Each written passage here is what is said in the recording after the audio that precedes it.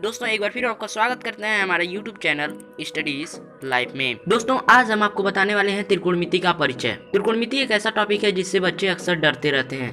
घबराइए मत फ्रेंड्स, ये टॉपिक बिल्कुल आसान है, इसे आप आसानी से पढ़ सकते हैं हमारे साथ। तो बने रहिए इस वीडियो में और इस वीडियो को आगे देखते रहिए।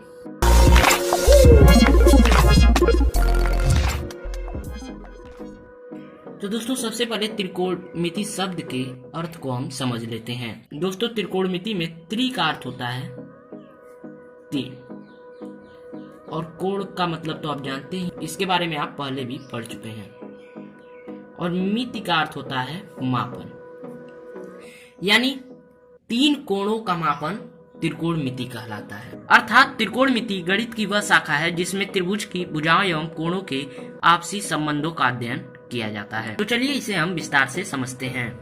दोस्तों त्रिकोणमिति को समझने के लिए आपको सबसे पहले समकोण त्रिभुज के बारे में जानना होगा। तो सबसे पहले हम देखते हैं कि समकोण त्रिभुज किसे कहते हैं। सो फ्रेंड्स, ऐसा त्रिभुज जिसमें कोई भी एक कोण 90 अंश का हो समकोण त्रिभुज कहलाएगा। जैसे देखिए यहाँ पे ये हमारा एक त्रिभुज है, तो इसमें ये जो है, ये जो चिन्ह है इस तरीके से लगाया गया है, इसका मतलब होता है 90 अंश।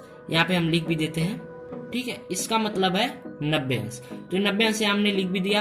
तो देखिए ये जो त्रिभुज है आपका, मान लीजिए इसका नाम यदि ABC हो, तो ये जो आपका त्रिभुज ABC है ये क्या होगा, ये एक समकोण त्रिभुज होगा, क्योंकि इसमें तीनों कोणों में से एक कोण का मान कितना है, 90 अंश है। किसी भी एक कोण का मान अगर 90 अंश होगा तो त्रिभुज क्या कहलाएगा, समकोण त्रिभुज कहलाएगा।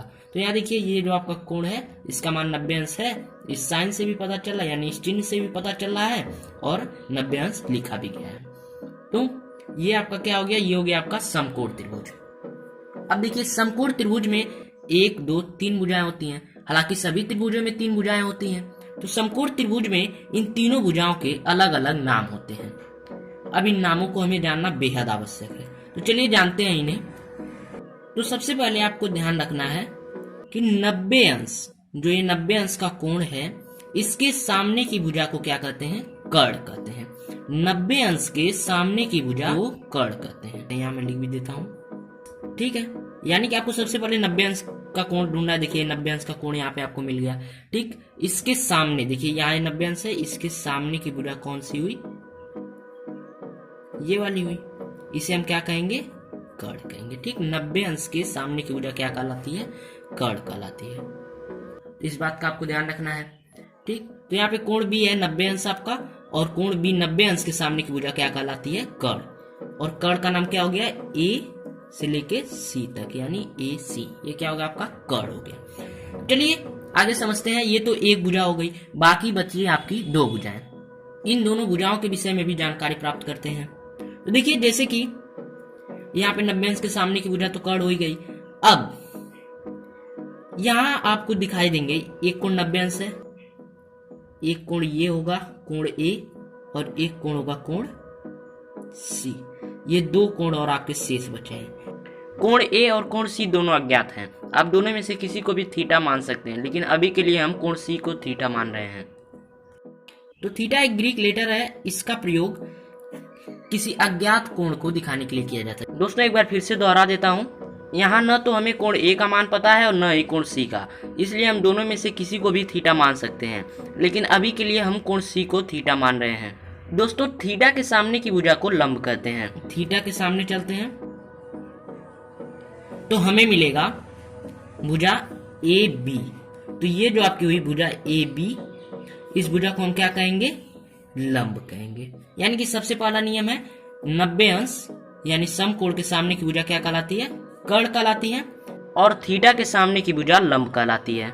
सीधे सीधे ध्यान रखना है कि 90 अंश के सामने की भुजा कर्ण, थीटा के सामने की भुजा लंब, और शेष भुजा आधार कहलाती है। देखिए यहाँ पे भुजा AB लंब हो गई और भुजा AC कर्ण हो गई। अब हमारी कौन सी भुजा बची, ये नीचे वाली, ये आपकी भुजा कहलाएगी आधार, ठीक। ये जो शेष भुजा बची इसे हम क्या कहेंगे, आधार। चलिए एक बार फिर से आपको समझा देता हूँ। यानी कि आपको सीधे सीधे समझना है, 90 अंश के सामने की भुजा कर्ण, थीटा के सामने की भुजा लंब, ठीक है, ये वाली जो भुजा है लंब, देखिए ये भी भुजा भी हो गई, ये वाली भी हो गई। अब जो तीसरी भुजा बची ये वाली, इसे हम क्या कहेंगे, इसे हम कहेंगे आधार। ठीक है, इसे हम कहेंगे आधार। इस तरह से अगर आप ध्यान दें समकोण त्रिभुज ए बी सी में तो क्या होगा, ए सी, ठीक है, ए सी क्या हो गया आपका कर्ण। और अगर इधर आते हैं आप ए बी क्या हो गया आपका लंब, बी सी क्या हो गया आपका आधार। किसी समकोण त्रिभुज में किन्हीं दो भुजाओं की लंबाइयों के अनुपात को त्रिकोणमितीय अनुपात कहते हैं। जैसे देखिए एक त्रिभुज है ए बी सी, समकोण त्रिभुज है ये।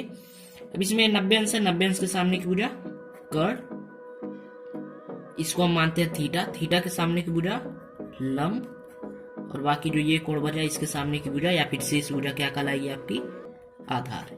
ठीक, तो देखिए अनुपात का मतलब क्या होता है। अनुपात का मतलब यदि हमें लंब और आधार के बीच का अनुपात चाहिए तो हम क्या लिख देंगे, यदि हमें लंब और आधार के बीच का अनुपात चाहिए तो हम लिख देंगे लंब संबंधे आधार या फिर लंब अनुपाते आधार। ठीक है, इसे हम इस तरीके से भी लिख सकते हैं लंब बटे आधार। ठीक है, यदि हमें लंब और आधार का अनुपात चाहिए तो हम क्या लिख देंगे लंब बटे आधार।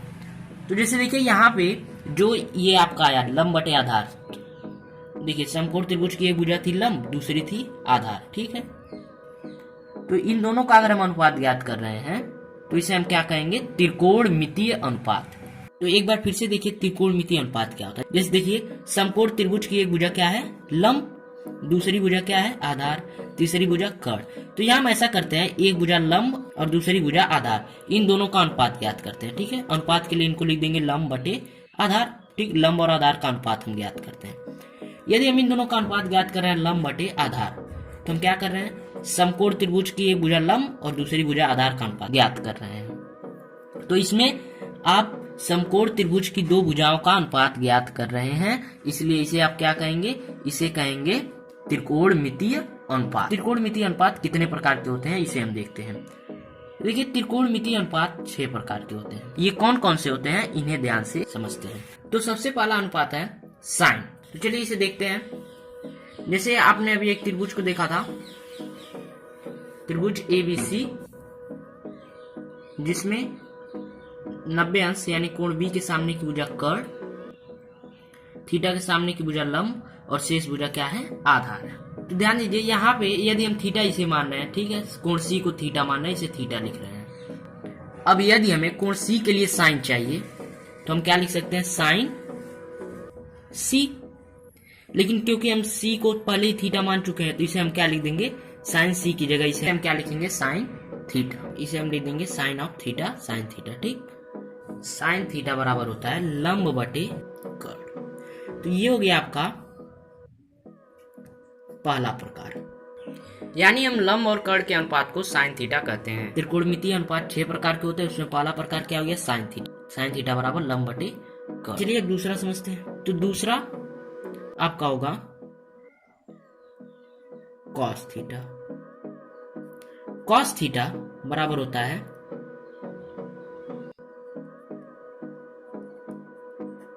आधार बटे कर्ण। फिर हम आगे बढ़ते हैं, आगे हमें तीसरा मिलेगा। तो तीसरा त्रिकोणमितीय अनुपात है tan थीटा। tan थीटा बराबर होता है लंब बटे आधार। ठीक, अब देखिए पहला दूसरा और तीसरा त्रिकोणमितीय अनुपात हम जान चुके हैं। इसके बाद हमारा बचा चौथा पांचवा और छठवां त्रिकोणमितीय अनुपात, जो इन तीनों के क्रमिक रूप से व्युत्क्रम होते हैं। हम देखते हैं चौथा हमारा होगा कॉसिक थीटा।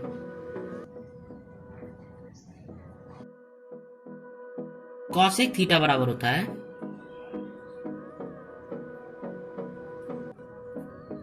कर्ण बटे लंब। जैसे देखिए साइन थीटा बराबर क्या था लंब बटे कर्ण, कॉसेक थीटा बराबर क्या हो जाएगा, कर्ण बटे लंब, जस्ट उसी का उल्टा। अब देखिए पांचवा समझते हैं। पांचवा है आपका सेक थीटा। ठीक, सेक थीटा बराबर होता है कर्ण बटे आधार। ये बिल्कुल कॉस थीटा का उल्टा है। कॉस थीटा बराबर क्या होता है, आधार बटे कर्ण, इसका उल्टा हो गया कर्ण बटे आधार। चलते हैं आगे आपको मिलेगा छठवां, जो कि है कॉट थीटा। कॉट थीटा बराबर होता है आधार बटे लंब। कॉट थीटा बराबर होता है आधार बटे लंब। इस देखिए टेन थीटा बराबर क्या होता है, लंब बटे आधार, उसका उल्टा आप कर देंगे यहाँ पे, तो क्या हो जाएगा, आधार बटे लंब। ये होता है आपका कॉट थीटा। तो इस तरीके से आप 6 थीटा जान गए। तो आपको इसको याद रखना पड़ेगा। ठीक, तो इसे आप याद कर लीजिएगा।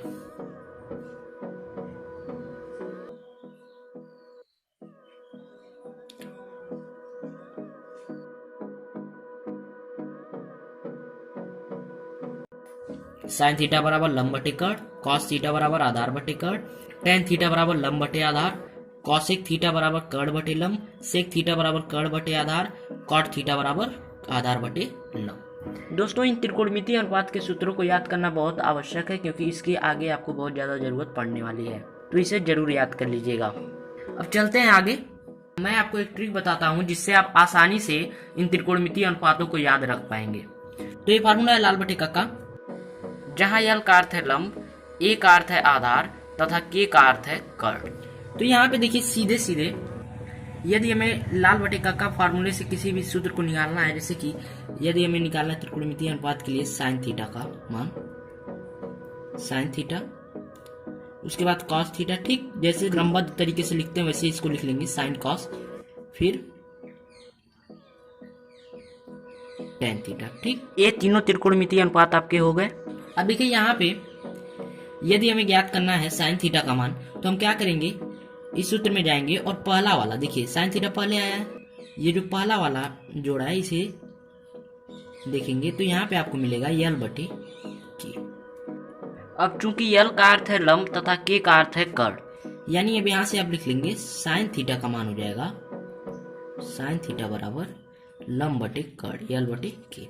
दूसरा है कॉस थीटा, दूसरे के लिए हम दूसरे वाले के पास जाएंगे, ये हो जाएगा ए बटे के।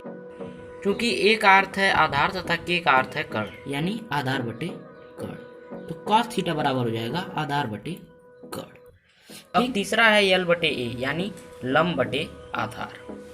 ठीक है, ये आपका हो जाएगा टेन थीटा के लिए, टेन थीटा बराबर हो गया लंब बटे आधार। अब हमें अगर लाल बटे का वाले सूत्र से कॉसेक, सेक और कॉट थीटा का मान निकालना है, तब हम कैसे निकालेंगे, सबसे पहले क्या आएगा आपका कॉसेक, इसको लिख लेंगे कॉसेक थीटा, फिर दूसरा आएगा आपका सेक थीटा, इसको भी लिख लेंगे सेक थीटा, फिर लिख लेंगे कॉट थीटा। इनका मान हमें निकालना, इनका मान निकालने के लिए आपको क्या करना है, सूत्र वही रहेगा, बस इसको उल्टा कर देना है। किस तरीके से, कॉसेक थीटा के लिए हो जाएगा कर्ण बटे लंब, तो कॉसेक थीटा बराबर हो गया आपका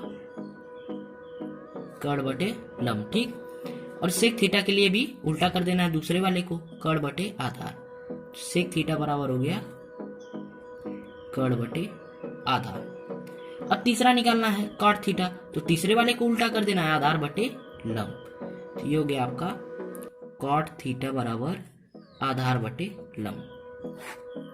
तो दोस्तों, आप स्क्रीन पे आ रहे इमेजेस का स्क्रीनशॉट लेकर इन्हें अपनी स्टडी तथा रिवीजन के लिए यूज कर सकते हैं, या फिर डिस्क्रिप्शन में दी हुई लिंक से आप इन्हें डाउनलोड भी कर सकते हैं। साथ ही साथ आप एनसीईआरटी की बुक्स से भी रिवीजन कर सकते हैं, जिनको डाउनलोड करने के लिए मैं एक वीडियो पहले ही बना चुका हूं, जिसे आप डिस्क्रिप्शन में दी हुई लिंक से जाके देख सकते हैं। दोस्तों, अगर आपने अभी तक हमारे चैनल को सब्सक्राइब नहीं किया है तो सब्सक्राइब जरूर कर लीजिए, जिससे हमारे द्वारा अपलोड किए गए वीडियोस की जानकारी आपको सबसे पहले मिले। अगर ये वीडियो आपको अच्छा लगा तो लाइक और इसे अपने दोस्तों के साथ शेयर जरूर कीजिएगा। अगर आपके पास कोई सुझाव या शिकायत है तो कमेंट जरूर कीजिएगा। सो बाय फ्रेंड्स, मिलेंगे अगले वीडियो में, तब तक के लिए कीप वॉचिंग, कीप स्माइलिंग।